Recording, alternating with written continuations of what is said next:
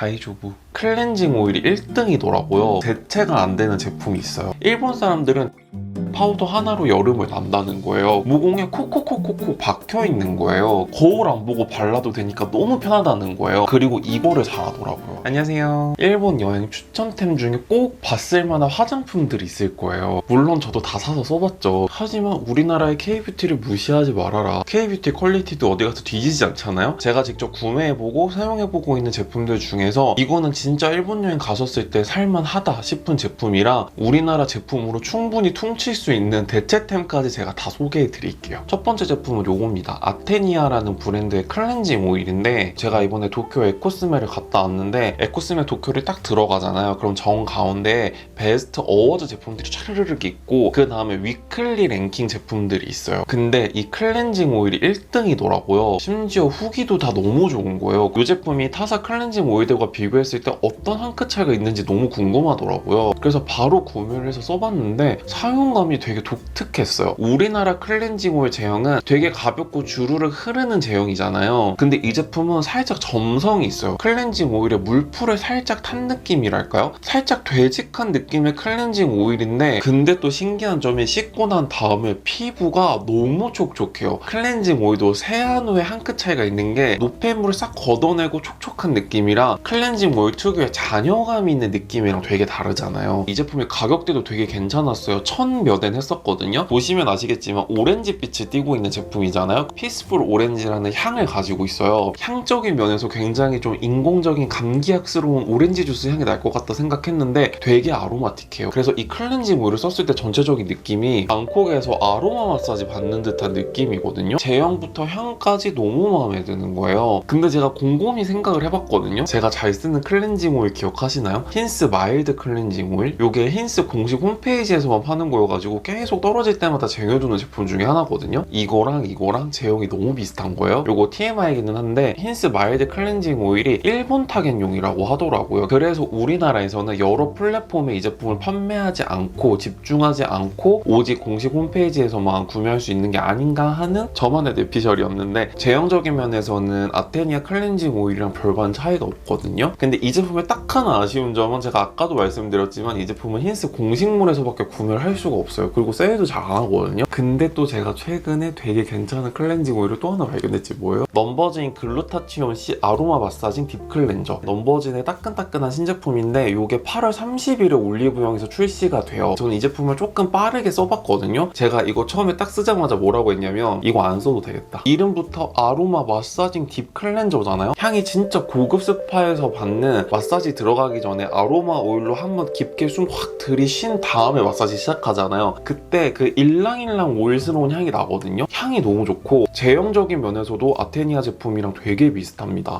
노폐물이라든지 피지 정리해주는 건 너무나 당연한 거지만 글루타치온 C가 들어가 있다 보니까 안색 정화에도 되게 도움이 돼요. 요거 8월 30일에 출시되자마자 한번 써보셨으면 좋겠어요. 진짜 너무 괜찮더라고요. 오늘 저의 베이스 메이크업 되게 맑고 깐달걀스럽지 않습니까? 너무 재수없죠? 지난 영상에서 살짝 스포해드렸던 얼터너티브 스테레오 솜 누드 밀키 토너 베이스 있죠? 그 중에서 블루석 컬러 있죠? 요거 제가 연고실 샘플로 근근히 아껴 썼는데 드디어 본품이 출시가 됐습니다. 제가 이 제품을 어떤 제품의 대체제로 소개해드리고 싶냐면 일본 가시면 요거 진짜 많이 구매해 오시잖아요. 세잔느 UV 메이크 킷 베이스 그 중에서도 파란색 진짜 많이 구매해 오시는데 개인적으로 저는 물처럼 흐르는 유액 타입의 베이스가 잘 안 맞는 게 이렇게 묽게 흐르는 제형이란 말이죠. 처음에는 와 이거 진짜 촉촉하겠다 싶었거든요. 근데 이거 써보신 분들은 아시겠지만 진짜 실키하게 파우더 바른 것처럼 떨어진단 말이죠. 그래서 이 위에다가 쿠션이나 파데를 얹었을 때 자칫 잘못하면 각질이 뜨거나 모공에 콕콕콕콕콕 박혀있는 거예요. 심지어 제가 이 제품을 한여름에 썼는데도 너무 건조해지는 거예요. 속건조가 진짜 빨리 오더라고요. 우리나라에도 톤업 제품들이 워낙에 많이 나오니까 이것저것 테스트를 해보다가 얼터너티브 스테레오 신제품을 써보게 된 거죠. 우선은 제형적인 면에서부터 차이점이 있어요. 처음에 바르자마자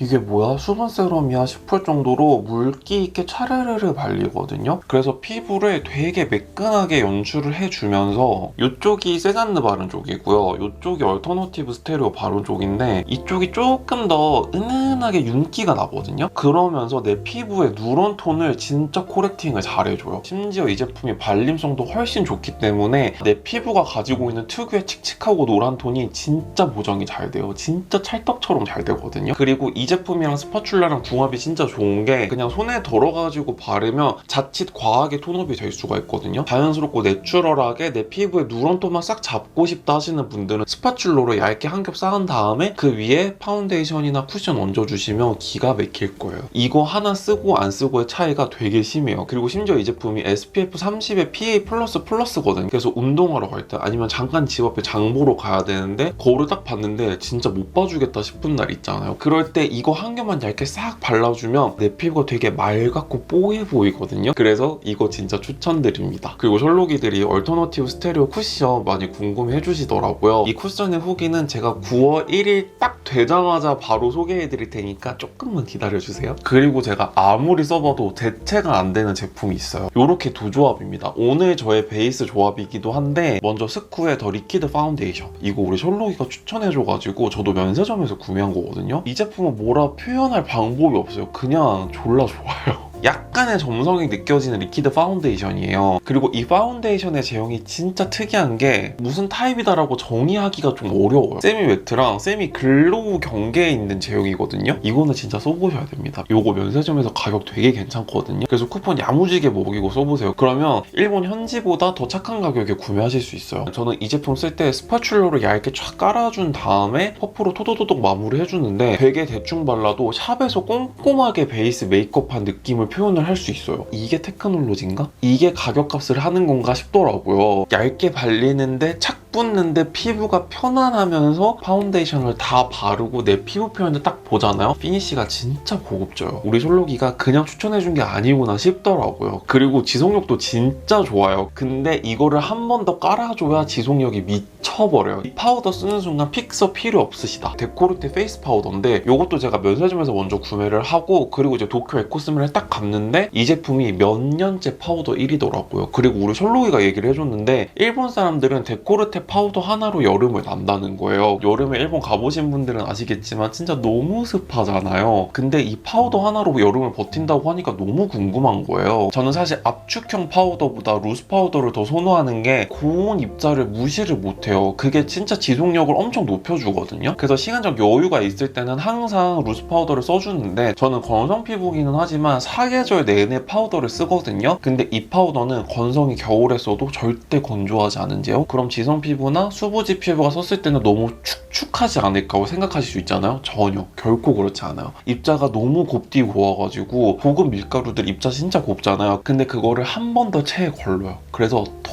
곱게 얇게 쪼갠 제형이에요. 저는 이 제품을 처음에 썼을 때 너무 감탄했던 게 파우더가 내 피부에 닿는 느낌이 안 들거든요. 근데 피부가 갑자기 세틴해지고 갑자기 블러리해지는 거예요. 근데 건조하지가 않아요. 그것이 테크놀로지구나. 나는 오늘 외부 일정이 계속 있는데 수정 화장할 시간 도저히 없다 싶을 때는 요렇게 씁니다. 진짜 짱짱하게 오래가요. 그리고 일본 가시면 요거 진짜 많이 구매해 오시더라고요. 이게 또 다 일본어여가지고 제가 일본어만 보면은 까막눈이 돼가지고 제품명을 좀 찾아볼게요. 캔메이크 무치푸르 틴트인데요. 그중에서 진짜 유명한 게 요거거든요. 모모라는 컬러예요. 진짜 이름답게 복숭아 같은 컬러거든요. 발랄한 복숭아를 생각했는데 생각보다 차분한 복숭아더라고요. 이 제품이 또 가격대가 착해가지고 하나쯤은 살 법하다라고 생각을 하다가 저는 이 제품이 그냥 그랬던 게 생각보다 광감의 유지력이 오래가지가 않고 지속력이 되게 쏘쏘였거든요. 그리고 같이 산 컬러가 이제 5호거든요. 5호도 되게 예뻐요. 5호는 요거거든요. 살짝 말린 장미 스타일. 컬러는 예쁘나 뭔가 좀 아쉽더라고요. 근데 내가 이걸 왜 아쉬워할까 생각을 해봤거든요. 이게 있더라고요. 시코르 글레이즈리 볼륨아이저. 캔메이크 제품을 써보니까 확실히 역체감이 돼요. 그래 이거만한 게 없다 싶더라고요. 오늘도 역시나 발랐는데요. 캔메이크 모모랑 좀 흡사하다고 느껴졌던 컬러는 제가 만든 컬러기도 하죠. 시코르 글레이즈리 볼륨아이저의 베스트셀러 베이지지 컬러입니다. 이게 베이지지거든요. 근데 딱 보시면 광감 자체가 다르지 않나요? 캔메이크 제품은 크림광의 느낌이에요. 근데 시코르 글레이즈리 볼륨아이저는 슈가 코팅 광이거든요. 그래서 조금 더 반짝반짝한 느낌이 잘 살죠. 우리 솔로기들에게 너무 감사하고 죄송한 게 마켓 첫날부터 아침에 한번 저녁에 한번 품절이 돼가지고 너무 면목이 없는 거예요. 왜냐면 진짜 수량 세팅을 많이 했거든요. 첫날부터 계속 품절이 돼가지고 감사하고 죄송한 마음을 이 자리를 빌어서 한 번 더 전달해 드리면서 이번 2차 마켓에서 베이지지랑 또 인기가 많았던 컬러가 버터핑크거든요. 제가 이 조합을 가장 좋아하기도 하고 보시면 이게 버터핑크예요. 진짜 예쁘죠. 이렇게 투명하면서 탱글한 광이 나는 제품을 쓰다가 요거를 쓰니까 감흥이 없는 거예요. 그리고 시코르 글레이즈리 볼륨마이저가 다른 멜팅밤 대비 되게 단단하잖아요. 주변 직장인 친구들에게 진짜 많이 듣는 훅인데 거울 안 보고 발라도 되니까 너무 편하다는 거예요. 기존의 멜팅밤은 무르다 보니까 좀 으깨지듯이 발리다 보니까 생각보다 정성스럽게 발라야 되는데 시코르 제품은 그럴 필요가 없다. 그냥 립밤처럼 슥슥 바르면 끝이니까. 근데 컬러도 너무 예뻐, 광도 너무 예쁘게 돌아. 어떡할 거야. 그래서 2차 마켓 첫날부터 아침에 한번 저녁에 한번 품절이 된 게 아닌가 하면서 지금은 재고 빵빵하게 넣어두기는 했으나 사람들이 또 어찌 될지 모르기 때문에 1+1으로 착한 가격에 야무지게 득템하시길 바라고요. 일본 여행 추천템으로 헤비 로테이션의 브로우 마스카라 되게 많이 추천을 해주시는데 우선 기존에 있었던 모가 통통한 타입의 브로우 마스카라 이게 컬러가 진짜 예뻐요. 컬러링을 되게 잘해주거든요. 저처럼 눈썹 숱 많으신 분들이라면 너무나 좋아하실 만한 제품이거든요. 근데 이 제품의 딱 하나의 치명적인 아쉬운 부분이 이 제품이 픽스가 되고 나면 필름처럼 떨어지더라고요. 그래서 클렌징 할 때 조금 불편하다는 거? 그래서 그 다음에 나온 게 마이크로 버전이에요. 보시면 진짜 이게 마이크로하죠. 근데 이 제품도 컬러링 되게 잘해주거든요. 개인적으로 저는 이거를 훨씬 더 잘 씁니다. 에스쁘아 더 브로우 컬러 픽싱 카라. 이것이야말로 진짜 초 마이크로거든요. 그래서 저처럼 눈썹 숱 많으신 분들 이거 쓰시면요 진짜 한 올 한 올 섬세하게 다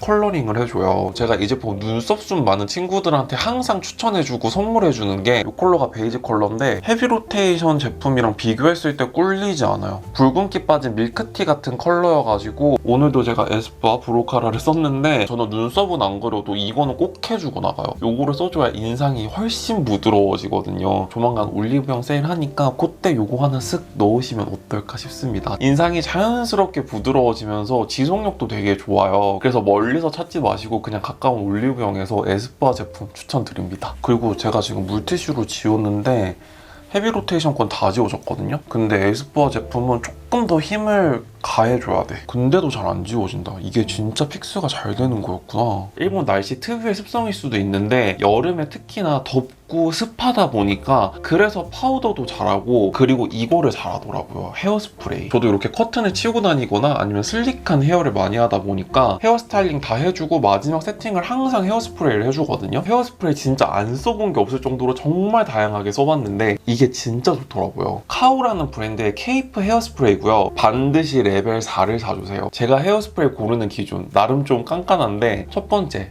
향이 있으면 안 되고요. 두 번째, 분사가 고르게 되어야 한다는 점. 세 번째는 스프레이를 다 뿌리고 났을 때 광택감이 돌면 아웃이에요. 무조건 무광택이어야 합니다. 너무너무 아쉽게도 이 제품을 일본 여행을 갔었을 때만 구매를 하실 수가 있어요. 그래서 올리브영 가시면 대체템이 하나가 있는데 이거거든요. 가스비 매트 앤 하드 스타일링 스프레이. 이 제품도 카오 제품이랑 되게 비슷한데 분사력이 조금 센 느낌?